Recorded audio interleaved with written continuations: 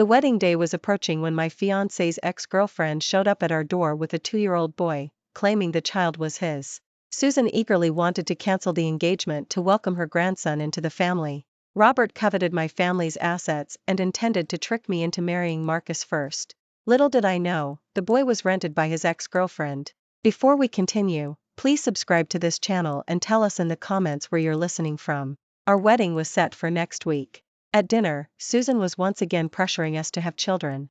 You two aren't getting any younger. After you get married, hurry up and have a baby. Even your cousin Alex's girlfriend is already pregnant. I thought Alex was only a junior in college? Alex is a junior in college and already understands the importance of carrying on the family name, yet you two are 30 and still have no plans for children. 3 years ago, the first time I visited Marcus's house, Susan subtly asked me when I planned to have children.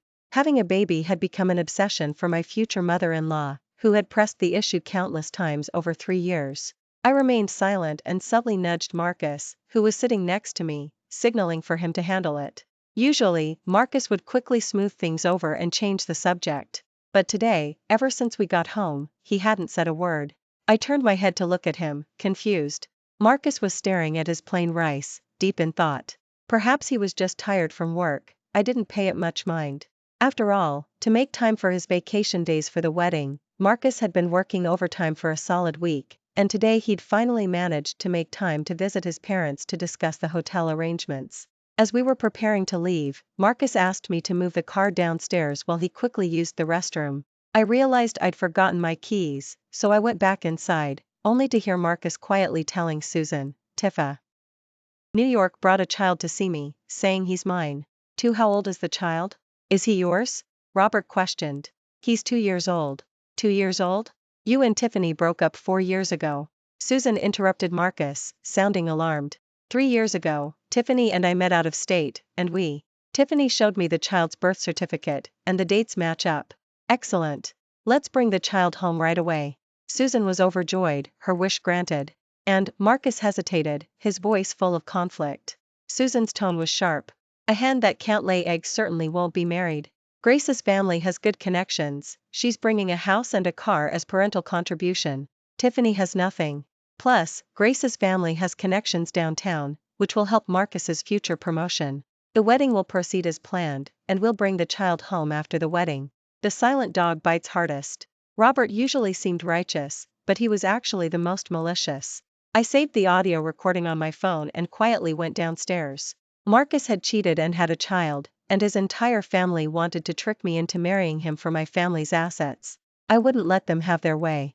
Tiffany was Marcus's first love, they dated for 4 years. They were broken up by Diana because Marcus's family couldn't afford the exorbitant bridal gift.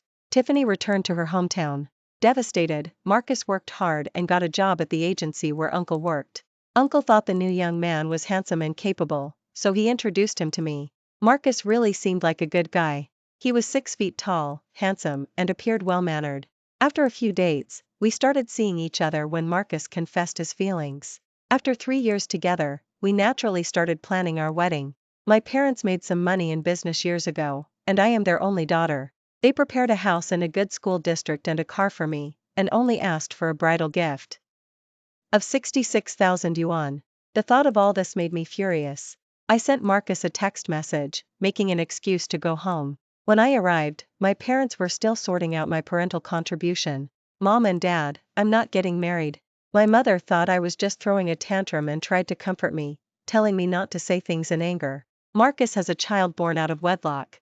As I spoke, I played the audio recording from my phone. My father, who had a short temper, instantly leaped up. "That bastard has a child born out of wedlock? I'm going to break his legs." I cried heartbrokenly, my mother hugged me, shedding tears with me, and my father clumsily patted my shoulder to comfort me. I wiped away my tears, regretting 3 years of my youth wasted. I want to get more evidence of his cheating and fraud. I want to ruin him. For the next day, I went to work as usual, planning how to get a hold of Marcus's phone. At office, my colleague Sarah, who usually teased me, was stammering today. Could it be about that scoundrel? At lunch, I said directly, "Is there something you want to tell me?" Sarah hesitated, then sighed and said, "Last weekend, I took my niece to a family-friendly restaurant and saw Marcus with a pure-looking woman and a little boy, eating in the restaurant. They looked a bit intimate." Sarah pulled out her phone as she spoke. This is a video I took at the time. I secretly hid to film it, they didn't see me. Sarah's description was understated. Marcus and Tiffany were more than just intimate. In the video, Marcus and Tiffany were sitting thigh to thigh, and Marcus's hand was constantly caressing Tiffany's leg. In the latter part of the video, they were openly kissing as if no one else was there. The little boy sat alone in a high chair, watching a video on a phone while eating. He started crying loudly when something fell to the floor. The two adults fumbled for a while before finally calming the boy down. It was understandable that Marcus, as an EW father, didn't know how to care for a child. But why didn't Tiffany know how to comfort a child either? After watching the few-minute video, Sarah looked at me anxiously. Grace, don't be too sad. It's a good thing you found out he was trash before the wedding. She was right. If I had discovered the child's existence after the wedding, would I have been able to get rid of them so easily? I, in turn, comforted Sarah. I wouldn't let my loved ones worry for too long. 5 that afternoon, Marcus drove to pick me up from work. Having seemingly resolved his thoughts, he looked to be in a good mood. I dodged his open arms and got into the car. Just thinking about the scene in the video made me sick. A man that dirty belonged in the trash. Sweetie, we need to pay for and pick up the car we ordered soon. I verbally agreed, but I had actually cancelled the car purchase last night. My parents had paid the 300,000 yuan for the car, but Marcus had chosen the model and style. He was cheating and still wanted to drive my family's car. What a shameless scumbag. The boutique called today to say the tailored suit adjustments are done. I'll go try it on tomorrow to see if it fits. This man was still calmly preparing for the wedding, creating a false image of happiness. You go try it on yourself tomorrow. I have a meeting tomorrow night. Then I closed my eyes, not wanting to talk to Marcus anymore. When we arrived home, Marcus went to shower, and I found my opportunity. I quickly viewed and photographed Marcus's chat history, transaction history, and purchase history. A week ago, Tiffany had returned out of state and reconnected with Marcus. During this time, Marcus had successively Venmo transferred tens of thousands of yuan to Tiffany, settled them in a hotel, bought a pile of toys and clothes for the child, and even bought Tiffany a designer bag. And those days Marcus claimed to be working overtime, he was actually with Tiffany. Hearing was almost done showering, I put the PH1 back in its original place. Before bed, I pushed away Marcus, who wanted to be intimate with me. It's not convenient today. Starting tomorrow, I need to go stay at my parents' house. Sweetie, I'll miss you these next few days. I'll marry you soon. Soon after, Marcus fell into a deep sleep. I sneered. If he was already full from eating outside, why would he want to eat at home? The next day, Marcus left for work first, and I secretly took the day off. The private detective Michael introduced arrived. Henry, the detective, was Michael's former comrade from the military and had also passed the bar exam. Henry heard about my situation and first installed hidden cameras in the house. I wouldn't be in this house for the next few days, so the cameras might come in handy. I gave Henry all the materials I had gathered. I left everything to him. Henry was very efficient, and on the third day, I received a paternity test, videos, photos, documents, and a series of other evidence. The results completely stunned me. 6. The test showed that the child was not Marcus's. Marcus also had a hobby of raising other people's children. I hoped Susan shared this hobby. The thought made me laugh out loud. The opportunity to expose them soon arrived. The home security footage showed that Marcus brought Tiffany and the child home that afternoon. The two of them left the child in the living room and started getting intimate in the bedroom without even closing the door. Watching them on the bed I slept on made me so disgusted I almost threw up. Afterward, Marcus received a call and left. Tiffany was left alone with the child. I saw Uncle find an excuse for Marcus to go to the agency, getting him out of the way. I rushed to my front door and called the police. There are unfamiliar shoes at my door, and I hear noises inside. I suspect someone broke into my house. There's no one else, only my fiancé and I live here, but he's at work today. I don't know who's inside right now, officer, PL. Ease hurry. Soon, the police arrived. I opened the front door, and the officers filed in. I followed behind. A woman's scream and a child's crying came from inside.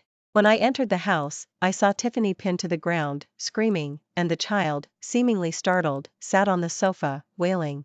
The situation inside was not what the police expected. The older officer picked up the child and comforted him. Soon, the child stopped crying and stared wide-eyed at everyone. After explained the situation, the police called Marcus back. Once confirmed that Tiffany and her child were indeed brought in by him, the police, seeing it was a domestic matter, left. After the police left, silence fell over the house. Tiffany spoke first. "Your Grace, right? Congratulations on your upcoming wedding. I didn't mean anything by it, I just brought the child to play. If you don't welcome us, I'll just leave with the child." "Yes, sweetie, this is an old friend of mine, just back from out of state. We haven't seen each other in years." Marcus, thinking I was unaware, was still making excuses. Just then, there was a loud pounding on the door. It was the rough knocking style unique to Susan. It seemed his parents had heard the news and rushed over. 7 Marcus opened the door. "Mom, Dad, why are you here?" Marcus's parents came in carrying a bag of food and children's toys. Susan's voice was full of excitement as she rubbed her hands. "Didn't Tiffany send me a text saying the baby wanted to see Grandma and Grandpa at home? Your dad and I rushed to the supermarket to buy some things. This is our first time buying, so we don't know if the baby will like them. It's all Grace's fault, she stopped me from seeing my precious grandson." Susan's words stopped abruptly when she saw me. She wanted to see her grandson, but not with me present. Marcus took the initiative, scolding Tiffany. "Tiffany, we broke up many years ago. I'm about to marry Grace. Why are you still bothering me and lying to my parents?" Marcus walked to my side and softly said, "I treated Tiffany as a friend, but she used the child to deceive my parents. I misjudged her. I'm sorry, sweetie." I pulled my hand away from Marcus's attempted grasp and continued to remain silent. Robert also chimed in. "It's our fault for easily believing others. We apologize to you. This family was quite the acting troupe. If I hadn't accidentally overheard the truth, I really would have believed them." At this point, Tiffany explained that she hadn't sent the message and had no intention of moving in. Marcus sternly questioned, "If it wasn't you who sent it, who was it?" "I sent it." 8 When I spoke, everyone looked at me, their expressions priceless. Seeing that their scheme was exposed, Susan stopped pretending and immediately hugged her beloved grandson, showering him with kisses. "I said we shouldn't marry this woman. We already have a grandson, what more do we need?" The child was not shy and didn't cry in a stranger's arms. Susan offered him snacks and toys, coaxing him to call her grandma. "Grandma." A crisp child's voice instantly brought tears to Susan's eyes. Marcus still tried to salvage the situation. "Sweetie, you know I love you. This child was born to Tiffany without my knowledge, it was just an accident. Tiffany and I agreed that I don't want this child, I'll only pay child support." "Then tell me, how old is this child?" Marcus fell silent, not daring to reveal the child's true age. "The child is 2 years old. If I remember correctly, we were already together back then, weren't we? Are you telling me that was also an accident?"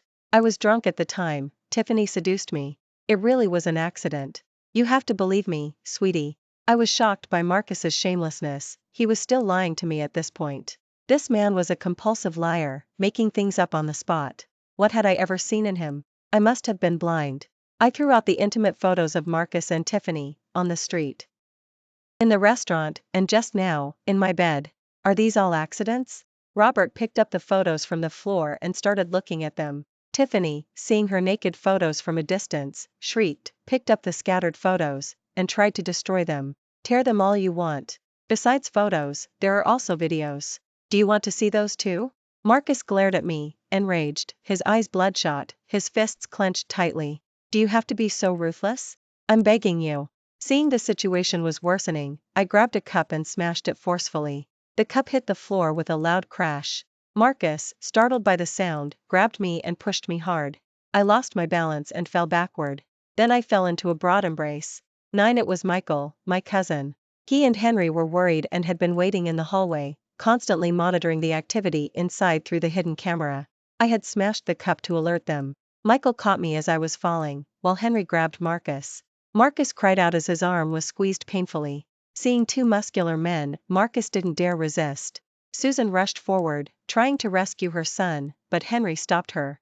Henry held Marcus with one hand and Susan with the other, a comical sight. Susan immediately started wailing, and the slightly open door drew the neighbors gathered. Even the neighbors from upstairs and downstairs came to watch the commotion, and some bolder ones even pulled out their phones to record videos. "Help! This woman's lover is trying to kill us. Let us go." Susan was crying wolf, thinking Henry was my lover. They had no shame, so I didn't need to save face for them either. I pulled out another handful of photos from my designer bag and handed them to the neighbors gathered. This man is Marcus, he works at the city regulatory agency. All of you neighbors received wedding announcements, so you know we were getting married, right? But this man cheated and already has a son that big. His whole family is after my family's assets, so they don't even want his own grandson, they just want to trick me into marrying him. I then played the audio recording from my phone, where their calculations could be heard clearly. Your family is truly shameless, so good at scheming. You dogs, you deserve each other. Sister, you're better off alone. Dump him. I'll introduce my doctor brother to you. Hey, what a strange thing to happen.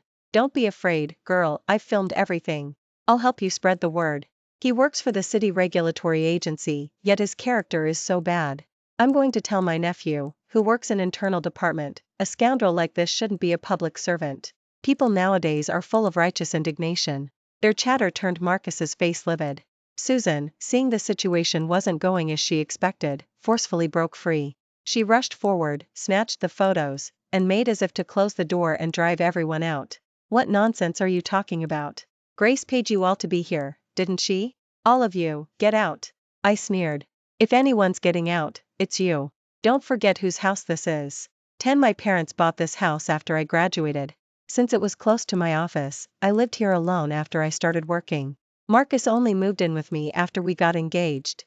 We planned to make this our marital home. His family couldn't afford to buy a new house. Some of the neighbors gathered snickered, and Marcus's face flushed crimson.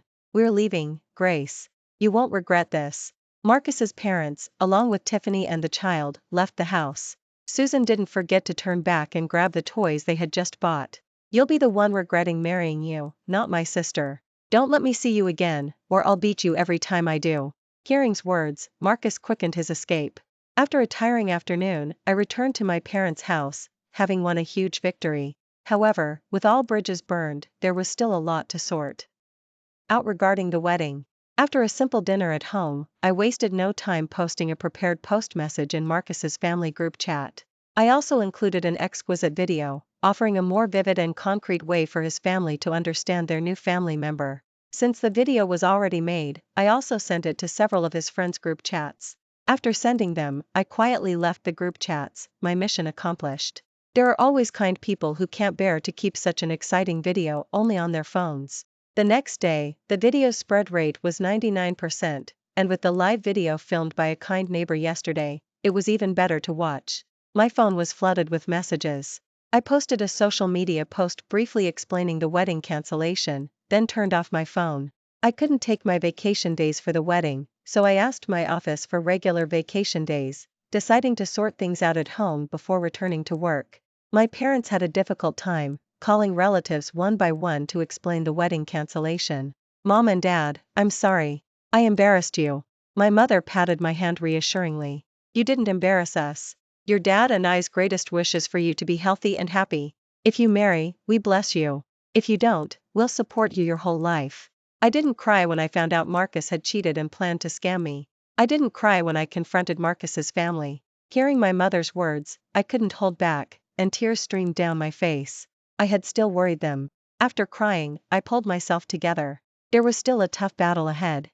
11 I wrote a lengthy formal complaint letter and sent it to the City Ethics Committee's email inbox, reporting Marcus's misconduct. Combined with the video posted by Good Samaritans, which had millions of views, Marcus was suspended.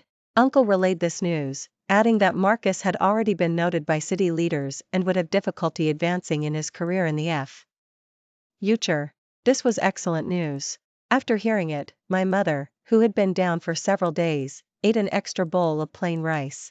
That afternoon, uninvited guests arrived. Susan cursed her way to our door. You rotten slut, you ruined my son, and I won't let you get away with it. Is your mouth so dirty because you ate pig dung? It's your family who shamelessly tried to scam me into marriage, and your son couldn't control himself, cheated, and had a child born out of wedlock. My mother, unable to contain her anger, started yelling back at Susan. We lived in a single-family home my parents bought years ago, surrounded by neighbors who had lived there for decades. The aunts and uncles had watched me grow up, and seeing our family being bullied, they all gathered around. They talked over each other, cursing Susan until she broke down. Marcus and Robert, who arrived upon hearing the commotion, saw Susan lying on the ground, wailing, hitting the floor with her hands. They're trying to kill me. I can't live like this. A whole family bullying me. After helped his mother up, he stared intently at me. My mother almost became your mother, and this is how you treat your elders? I truly misjudged you. You'd better not misjudge me, just get out and stop haunting us. Robert spoke up. If the deal's off, let's at least settle the finances and part ways amicably. Robert pulled out an itemized bill. I took a look. Besides the 66,000 yuan bridal gift, it also included money Marcus spent on me during our relationship, the water he bought for me on our first date, the fruit he bought when he visited my parents, the deposit he paid for the wedding hotel, and so on. It added up to 103,780 yuan. Even's own expenses were included. I hated Marcus first, and Robert second. He used Susan as a pawn while pretending to be a good person. He looked respectable but was actually the most selfish and cunning. I will return the bridal gift to you. But I also want to settle accounts with you. I want compensation for the things I bought Marcus, my emotional distress, and my wedding planning losses.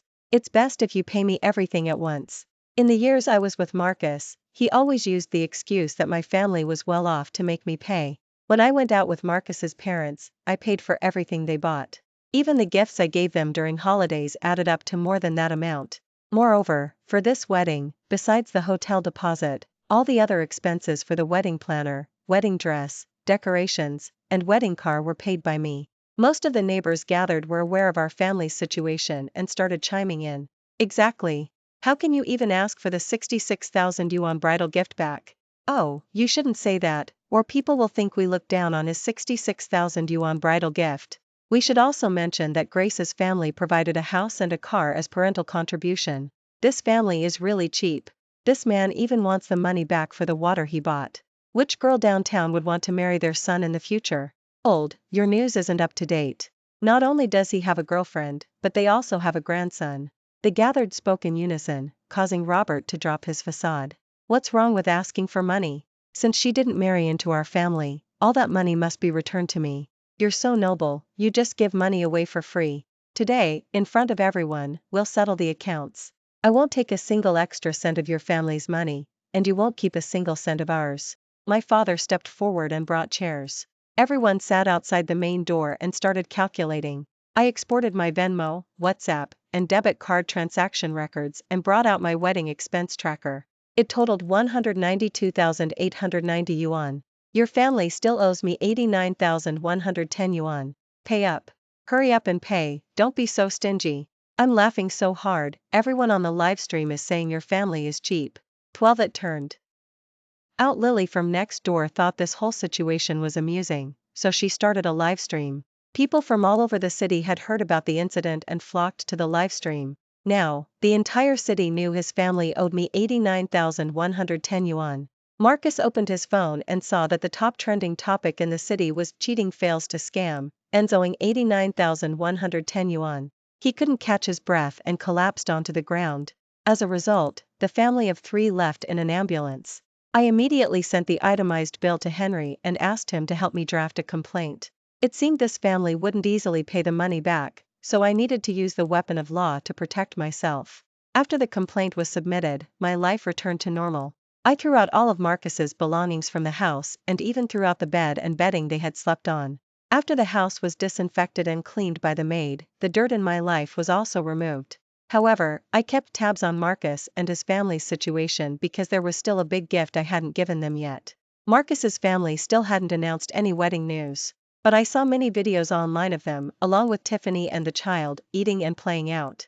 After all, their family had become famous all over the internet. Sister, did you know? My fans are Marcus's family's neighbors, and they sent me private messages saying Tiffany wants to leave with the child. Lily from next door actively approached me to share the latest information she knew. Ever since the last livestream, she had become popular, and her account had over 100,000 followers. But couldn't leave because Marcus's parents said they would transfer the house to her. Tiffany agreed to marry once the house was transferred. The scene I had been anticipating finally arrived. Once the house was transferred and Marcus and Tiffany married, I could give them this big gift. Afterward, I asked Lily every day, has it been transferred? Has it been transferred? Has it been transferred? It has. 13 This time, there was no video, just a paternity test report, simple, yet enough to deliver a fatal blow to their family. I sent the paternity test report to Marcus. Now, we just waited for the flowers to bloom, anticipating frontline news from the neighbors. The neighbors were incredibly helpful and immediately started a live stream. When I clicked into the live stream, tens of thousands of online commenters were already waiting. They thought the last incident was the grand finale, but there was an unexpected bonus episode. Here they come, here they come. The video angle wasn't ideal, but I could still see the main characters of the story in a heated argument. Host, zoom in a bit. The host was very obedient, almost pressing the phone against the door. The camera zoomed directly into Marcus's face, and their voices could be heard clearly. Tell me, is this child really mine? Tiffany stammered, we'll definitely have our own children in the future. With a green hat metaphorically placed on his head, Marcus was enraged. UB*TCH, whose child is this? Tiffany remained silent, her silence further infuriating Marcus. He pushed her forcefully, and Tiffany hit her head on the corner of the table, falling heavily to the ground. The online commenters watching the drama livestream instantly turned into a crime scene. The neighbor dared not watch anymore and rushed home to call the police and an ambulance. The final shot of the livestream showed the police taking Marcus away and the ambulance taking Tiffany. 14 I started a TikTok post about the Marcus-Tiffany couple, welcoming everyone to share the latest news about them. Report from the hospital, Tiffany had a miscarriage. The commenters posted comments one after another, surprised that Tiffany was pregnant. They wondered if Marcus would regret it when he found out. There was no news from Marcus, who was still at the police precinct. However, Marcus's parents, seeing Tiffany being carried out downstairs, immediately followed her to the hospital. They couldn't believe that they had just been playing with their grandson downstairs, and now everything was a mess at home. They were furious and sickened when they learned the child wasn't their biological grandson, and then filled with regret and hatred when they found out their own biological grandson, in Tiffany's womb, had been aborted by their son. New gossip. A young couple came to the hospital to take the child, saying they rented the child to Tiffany. Now everyone is waiting for Tiffany to wake up so they can confront her face to face. This news sparked a new peak of attention in the entire post. Everyone, including me, had assumed the child was Tiffany's with another man. It turned out the child was rented by Tiffany. No wonder she was so flustered taking care of him. No wonder she wasn't in a hurry to marry Marcus. Could it be that Tiffany's intention from the beginning was just to get money? Tiffany's awakening confirmed my suspicions. Susan hit her and demanded Tiffany return the money and the house. The young couple also demanded money from Tiffany, saying they only agreed to rent for half a month, but it's been a month now, so they want more money. The group started fighting at the hospital. The young couple, protecting the child, fled the scene. Tiffany was severely beaten by Susan. When she tried to fight back, Robert restrained her limbs. With her body just injured and her stamina low, Tiffany couldn't fight against multiple people and was defeated. I heard her face was scratched. The nurse, seeing the disturbance, called the police. Soon, the family of 3 was reunited at the police precinct. 15 The commenters discussed heatedly, eager to know the follow-up from the police precinct. Henry found a man who was at the police precinct to pay a fine and got an update on the story. This guy is a real piece of work, he hit a woman and won't admit it. He sighed. Tiffany fell herself, probably unaware that it was live-streamed. Marcus indeed didn't know, as he hadn't had a chance to check his phone before he was arrested. The police called Tiffany, and Tiffany said she wouldn't forgive the family. In my experience, all 3 of them will be spending some time locked up. The evidence is conclusive. The man was experienced and guessed correctly. Ultimately, the family of 3 was administratively detained for intentional assault and disturbing public order. This had little impact on the 2 elders, just some hardship. But was different, he was a public servant, and the social impact was severe. The day after the administrative penalty decision was issued, the agency officially announced Marcus's dismissal. Marcus's most prized job was gone. Susan's most cherished grandson was gone. Robert's most valued house was gone. This was undoubtedly a devastating blow to their family. When they were released and tried to go home, a neighbor updated the TikTok post. Marcus and his family found they couldn't get into their house. The house's locks had been changed, and their keys didn't work. Marcus frantically kicked the door, but out came Tiffany and her long-unseen mother, Diana, and her family. 16 Diana pulled out a divorce agreement for Marcus to sign. The house would belong to Tiffany, and Marcus was to pay Tiffany 100,000 yuan for emotional distress. Marcus tore the divorce agreement to shreds, intending to kick Tiffany and her family out. Diana came well prepared, bringing 7 or 8 brothers from her family. Marcus and Robert were pinned to the ground, with only Susan left crying and wailing beside them. Diana threw all of Marcus's family's clothes out the door and slammed it shut. Later, Marcus and Tiffany sued each other in court. As for my complaint, Marcus didn't appear in court, and the judge, based on the transaction history and other evidence provided by both parties, supported my lawsuit. Marcus didn't repay the only promptly after the judgment became effective, so I applied to the court for legal enforcement. All of Marcus's debit cards were frozen, and he still owed over 50,000 yuan. I proactively provided asset leads to the court. Marcus was driving his car when he was pulled over by a court bailiff, and his car was seized by the court. If didn't repay me within a week, his car would be auctioned off. The car was Marcus's second prized possession. Marcus somehow managed to gather the money and Venmo transferred the remaining amount to me the next day. Marcus and Tiffany fought fiercely like cats and dogs, arguing over the house every day. Diana's brothers couldn't guard the house every day, so Marcus's family sometimes gained the upper hand. However, the house was in Tiffany's name, so these two families still had a lot of fighting to do. As a reminder, I submitted another set of materials to the police precinct. The police quickly arrested Tiffany based on the materials I provided.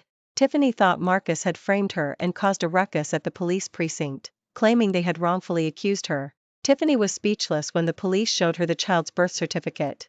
It was her own fault for using a forged document. The Tiffany TikTok post grew higher and higher, with people from other regions following their family's saga like a continuous drama.